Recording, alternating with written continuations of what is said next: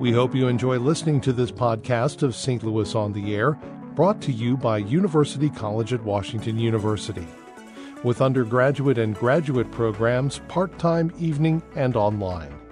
University College at Washington University, offering world-class education within reach. Welcome to St. Louis on the Air. I'm Don Marsh. The moon is our closest celestial neighbor, but how much do we know about it? Certainly not as much as we'd like to. It's the subject of ongoing study and debate among people like our guests.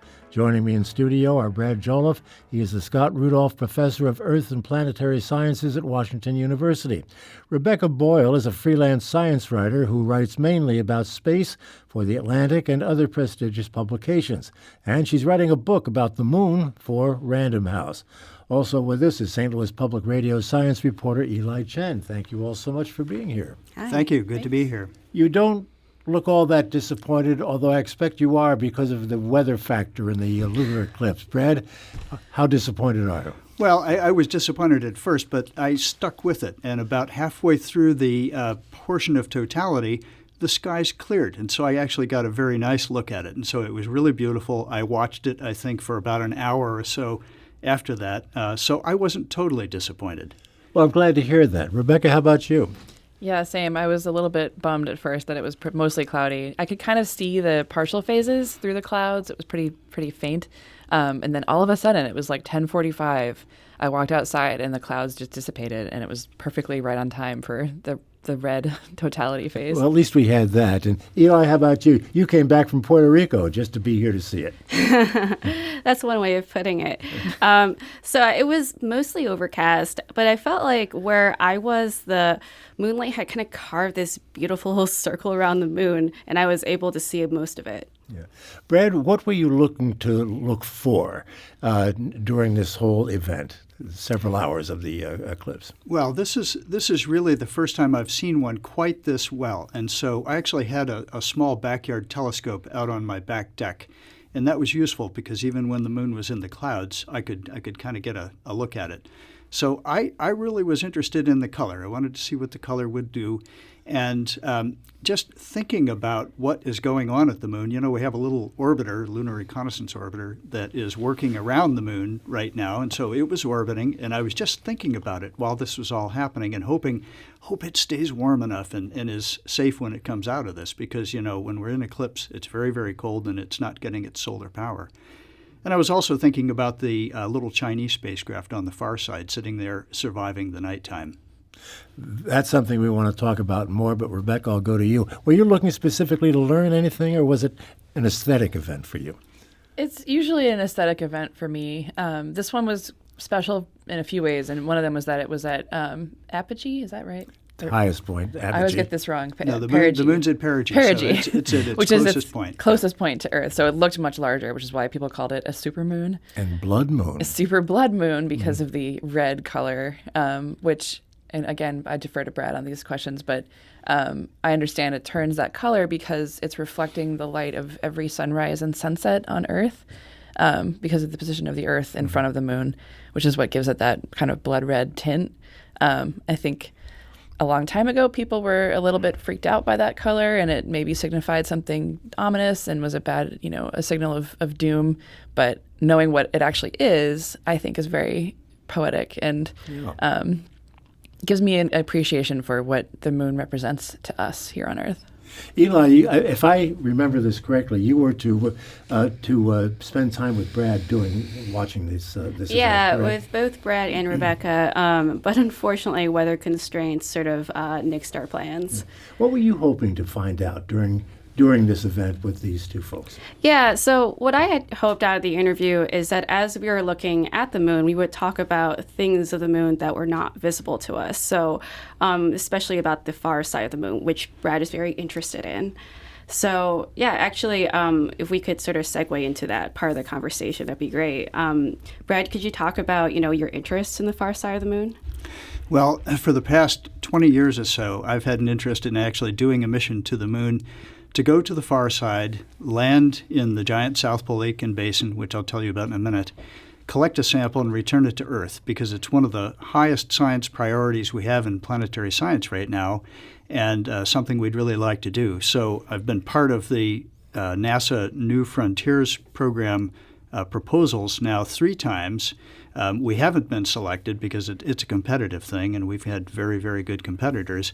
But I would love to do this, collect this sample, return it to Earth, get the age of the South Polacan Basin, because it's a big science objective.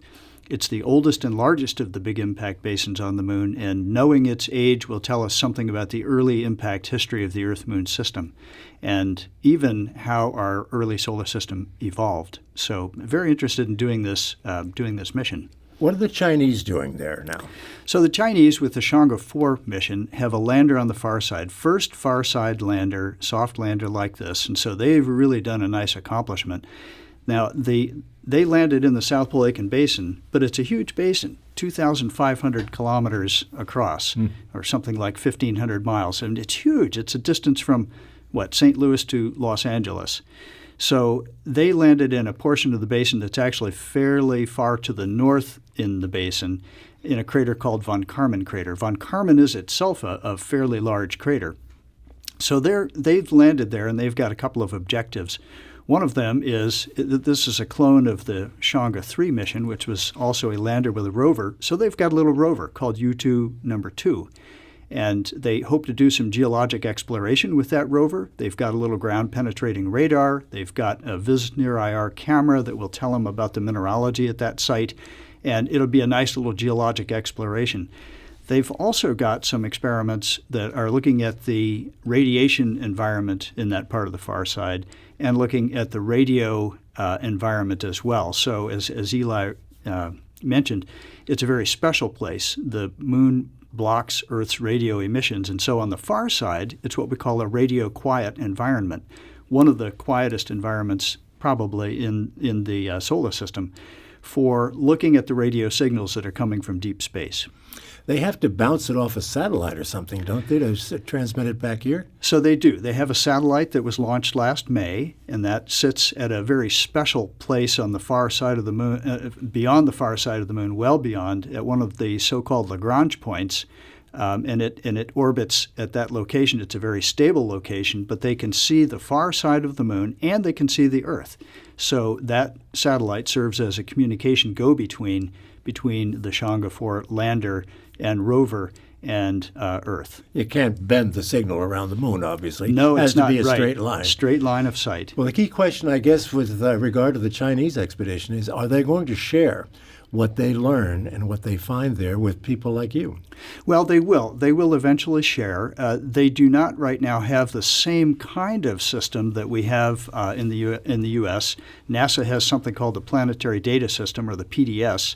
We actually have at Washington University one of the nodes, the geosciences node of the PDS. And the way NASA missions work is almost immediately after data is collected, images are taken, those are made publicly available, and that's done through the Planetary Data System. China doesn't have such a system yet, but we've actually been working with colleagues at Shandong University, where we have a collaboration, to get such a system going, and we hope to help them with that so that they'll make the data available. They don't quite have the system we have yet, but they're working on it. Have I read this, or have I imagined it, that the far side of the Moon is probably very much different than that portion that we can see, that has been bombarded by stuff over the eons? Well, it is, and it's a very interesting thing you say. The far side does look very different from the near side, but it has had the same bombardment of large basin-size impacts. And what I'm talking about are impact craters that are 300 kilometers across or more. They're huge. To put that into miles, about 200 miles across. These are very, very large impacts. On the near side of the Moon, many of those have filled in with lava, with dark basaltic lava, and so it gives us this sort of the man-in-the-moon face, if you will. But on the far side, the basins have not filled in with lava in quite the same way, so it actually looks very different. If you see a picture of the far side and all you've ever seen before is the near side of the Moon, you wouldn't recognize it. Rebecca, this is all fascinating stuff to you, I know, because you write about it so much and so well. I read some of your material recently talking about what we know and don't know about the formation of the moon and how it might be part of debris from the Earth, perhaps. Take us through some of that. That's fascinating stuff. Yeah, so this is a pretty active area of research right now. But yeah, there's a debate about what exactly caused the moon to form, why it's where it is, and why it's so large relative to the Earth, which is one of the things that makes it unique in the solar system. Most other moons are multiples. Most planets have more than one moon, and most of those moons are very small compared to the size of their host world. But our moon is solitary, and it's really large.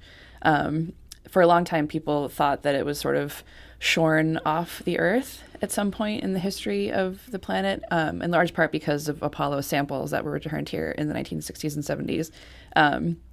And the signals in those rocks kind of told people a story about how the moon came to be. That's now changing a little bit, in part because our instruments are much more sophisticated than they were back then. And there's been some debate about the nature of the moon and the nature of the Earth and how very similar they are, which is calling into question the prevailing theory of the giant impact that carved out the moon. So this has, for a long time, has held that something the size of Mars smacked into Earth very early in the planet's formation, and kind of, if you imagine like clay on a potter's wheel and you would smack it, a chunk kind of flew off and then coalesced into the moon, and that's the moon we have now. There are some problems with this, stemming from the fact that the Earth and the moon are almost identical chemically, which suggests that they form from the same material. So if the giant impact theory is right, the moon would be made mostly from the impactor, which is called Theia, this Mars-like thing that whacked into us. But it doesn't look like that. It looks like it's part of Earth. And so how would that happen? How would we arrive at this scenario where the Earth liquefied or, vaporized essentially and left over the Earth we have now and the moon we have now? And there are a lot of people working on this, and it's a big problem in terms of the dynamics involved. It's very hard to model this in computers. And it's a challenge in terms of the geochemistry, looking at the very small amounts of isotopes in lunar rocks and comparing them to Earth rocks to look at differences. Brad, what do you think, number one and number two? If we were whacked by something the size of Mars, wouldn't there be a dent someplace? Okay, a flat spot? So yeah, these are all good questions. This is the prevailing theory right now, that this very, very large impact actually put a cloud of debris around the Earth, and that debris, the portions of it that were far enough out beyond the Roche limit, then came together and accreted to form the moon. Very, very hot. Would have been very, very hot. This is actually, molten and even vaporized material that we're talking about. And so after this happens, the Earth is also very hot, and it can actually become spherical again. That's just its natural state. It wouldn't have the strength to maintain a big divot, and it's not like a big chunk was broken out. It was actually more like a molten cloud of vapor and melted material.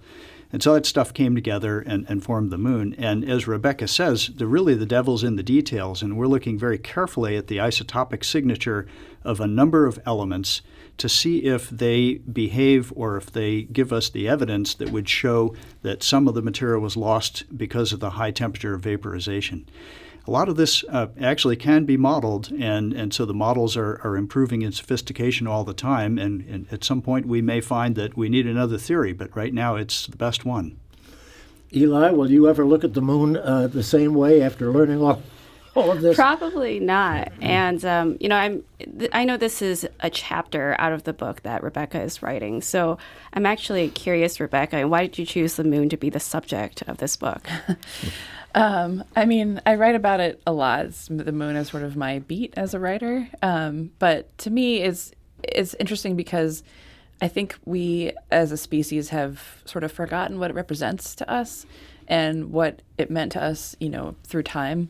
And that's what the book is my goal with the book, is to show people that, we have a very deep and lasting relationship with the moon that goes well beyond our interest in it scientifically and our interest in it for exploration and for resource utilization, which is kind of be the next near-term future of the moon is mining up there. But, it has meant much more to us than that for a very long time. In what ways? Certainly the spatial relationship is important and interesting and worthy of study. But what about the other connections? One of them is that the moon was our first way that we learned how to tell time, because it changes its appearance every night because of the way that it orbits around the Earth. And that changes on timescales that matter to people. It's a few days here and there. And it reappears, and it's very predictable, and you can start to track it and realize that there are these repeating cycles that you can use to mark time. And the word month comes from the moon, and almost all of our calendars come from the lunar cycle.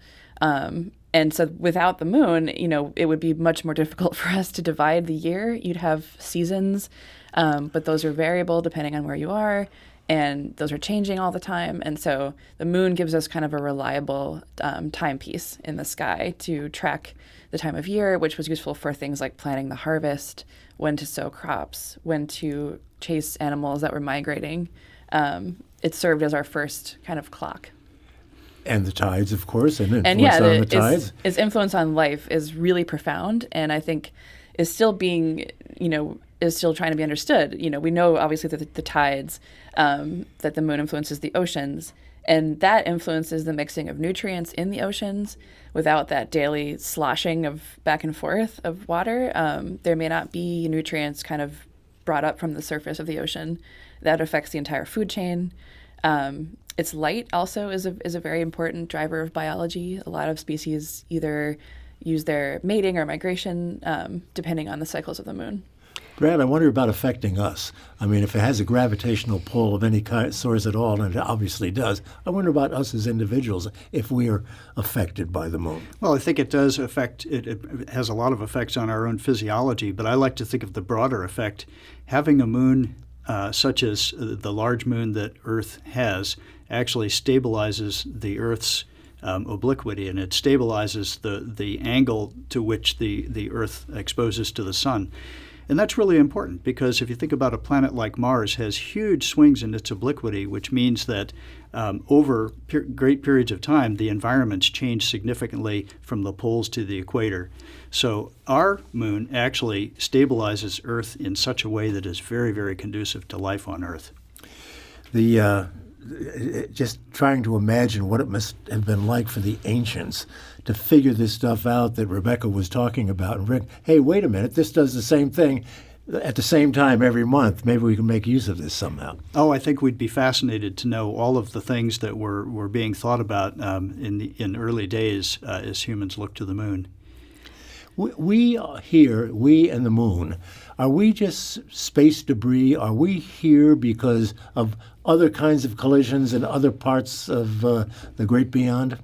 Oh, it's a great question that you ask. And let me come back to the reason I was so interested and still am in collecting a sample from the far side to learn the age of the South Pole Aitken Basin. The idea is that the moon holds a record of the impact cratering past that Earth and Moon and other planets in the solar system have gone through. And it's really the best place in the solar system to study this process. And going back in history, what we see is from the Apollo samples, there's an indication that there was a very great raining down of asteroids and comets around 4 billion years ago. Perhaps not just a gentle decline from the point of accretion, but a spike in the impact flux at that time.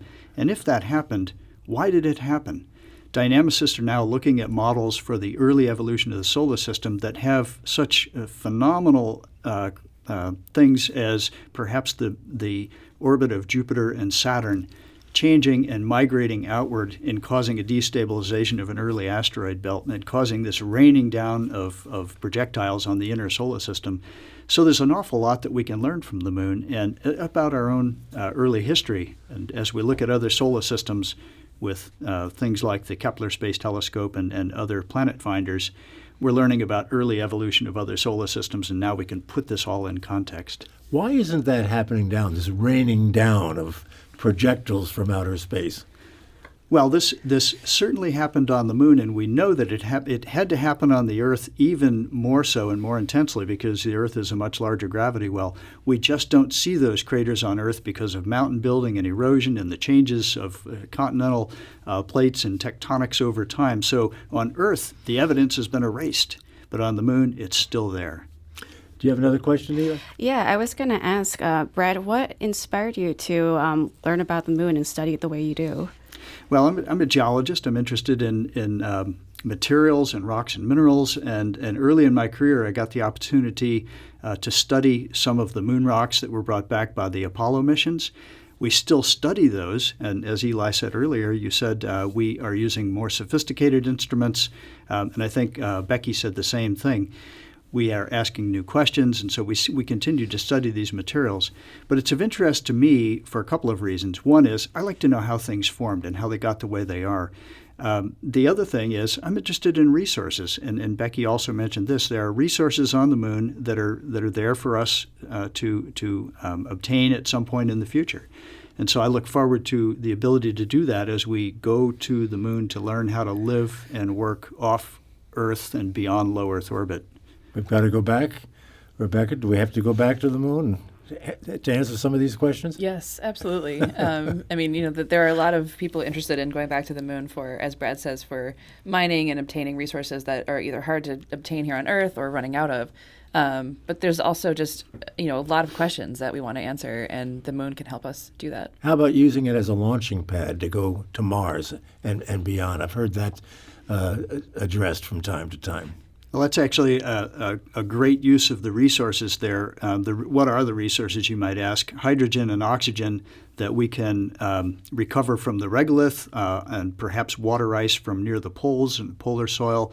That can be used as rocket fuel in addition to life-sustaining elements. And it's and it could be, if we can get the processing going, much cheaper to produce those fuels on the moon and fuel up a rocket to then go beyond to Mars or wherever. On Earth, it's very expensive to get those materials off of Earth because of the significant gravity. I'm glad there are people like you around here to figure this stuff out. I mean, it would not occur to most of us to just looking at that object in the sky. I have one call I want to take because we have to wind this up, but this is a question I believe everybody has. So let's bring in Alex calling from Webster Groves. Alex, quick question, please. Hello, yes, long-time listener, second-time caller. Just curious, I always hear about emergency rooms getting busier during full moons and police reporting more activity and having to sometimes use more patrolmen. Is there any truth to that? And then why? Go ahead, Rebecca. I mean, this is one of these things that people hear about a lot, and in part because this has been something that people have thought for a very long time. The word lunatic actually comes from the moon.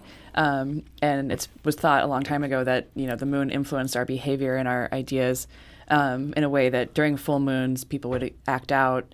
There is some truth to the fact that the moon is very bright at full moon, and so people are able to do more at night. And this has been true for millennia.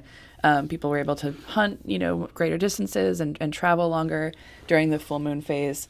But in terms of modern science, it's rather hard to prove any connection between behavior and a full moon that would suggest that there's a direct influence. There's probably a lot of coincidences. And, anymore in modern life, artificial light at night is a much more potent driver of our activity than the light of the moon. Final thoughts from any of the folks in the room here? We have to wrap it up. Eli, do you have a final thought or question? Not at the moment, actually. Okay. I'll let them talk. Brad? Well, I just hope that we have the opportunity to actually get back to the moon. The U.S. actually has a program. It's called Gateway, and the idea is to help provide the infrastructure for missions to the moon. And there's a couple things going on there. One is working with commercial entities. There are a number of companies now that are actually in the space game. You know of SpaceX and you know of Blue Origin. These are companies that will get us off of Earth and back to the moon. I'm sure they have interests in the moon and going beyond. And so I would look to that in the future, NASA working with commercial interests. But the other thing is we've got to have international cooperation. These are big ticket items, very expensive. but important to do for a number of reasons, not just science. We hope with science to be able to participate and be a part of these missions, but getting the international cooperation going, getting commercial interests involved, I think is the way it's going, and we will be back on the moon soon. You wonder about that these days, the international cooperation part of it. Rebecca, when can we expect your book? Well, I have to write it, and that will have to be done by spring of 2020. So sometime after that, yeah. We'll have you back then to talk about more talk about the moon. Thank you all so much. Brad Jolliff, Professor of Earth and Planetary Sciences at Washington University. Great to have you here. Freelance writer Rebecca Boyle, thank you. And science reporter Eli Chen, thanks for being with us. Thanks a lot. Very interesting stuff. This is St. Louis on the Air on St. Louis Public Radio, 90.7 KWMU.